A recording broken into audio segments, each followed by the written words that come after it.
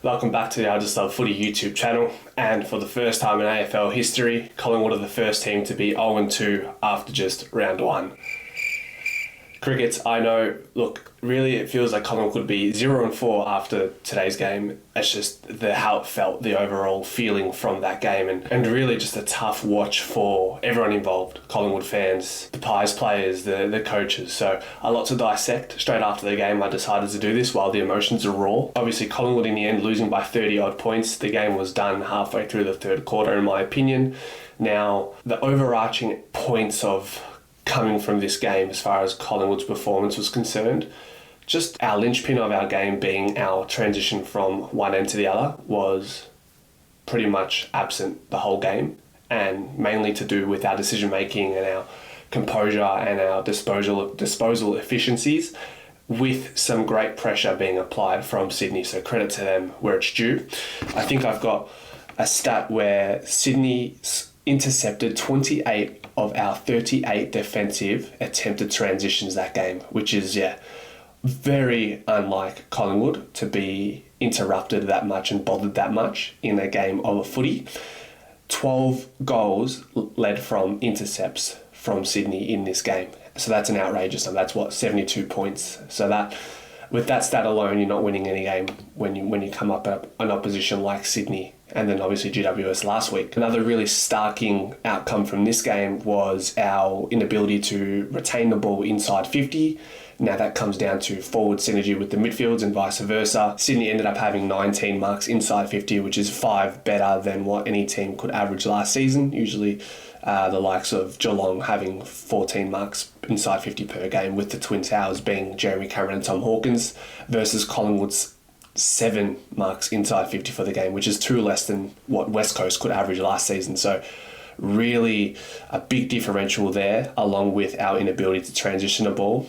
2 things where Collingwood sort of rely on to ensure that we can get positive outcomes from the games, transition and our ability to pressure in our forward half, which was just absent today, unfortunately. Tying that in with our tackling pressure, we only managed to accrue 51 tackles to Sydney's 71. Again, another situation where Sydney were averaging more than what the best team could do last season. Adelaide averaged 67 tackles for the year, whereas Sydney tonight 71, and conversely Collingwood 51 tackles, which is 4 below what Brisbane could average for the season, being the last team in their tackle count in 2023. And I think it came down to missing a lot of tackles, slipping, and then you look at players like Rowbottom, who was just all over it. Like every tackle he laid, it stuck, and we didn't see tackles being laid properly until McRae came on late in the game, where he had an effort late in the game where he was able to lay 2 tackles and was rewarded with an illegal disposal from a Sydney player.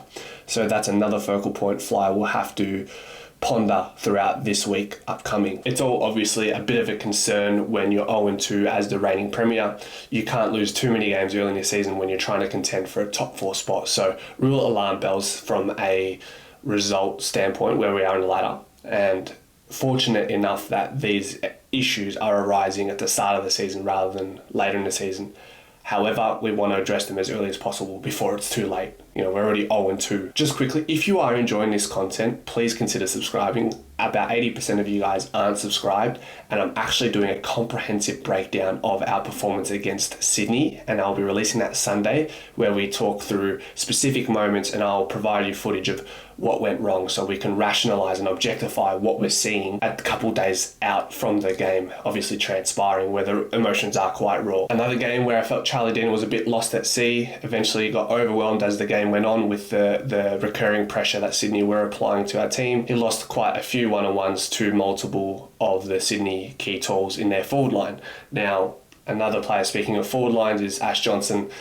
I don't see him making the team against St Kilda. His pressure wasn't lacking this time, but it was more his polish. He had so many moments where he could have impacted the contest or taken a mark or kicked a goal, and he wasn't able to convert on any of those in any of those realms. So I think Charlie Dean and AJ go out.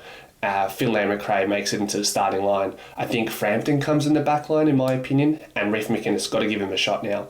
I think AJ is supposed to play taller. He's obviously not a McStay kind of tall. Unfortunately, we don't have a replacement for that. Maybe Kruger when he's healthy, but even then, still not at the calibre like McStay. So let's go Reef McInnes, who can give you something on the ground and can stay involved in the game more than what AJ has been able to do over the last couple of weeks. Switching Howe from backline to forward line was a move a little bit too late. I don't think it's a permanent move for Howe. We still need him in a backline, and I think Darcy Moore and Howe and Frampton can really be a mainstay in our backline, but we've got to get Frampton in. I'm really keen to see Frampton have another shot in securing the third key tall backman position in our team moving forward. It was unusual to see Sardi making so many mistakes in the game, just a little side note. But moving on to some positive notes for Collingwood as far as player performances, I think there was about 6 players who could walk out with their heads high, and I'm just going to read out a couple of them.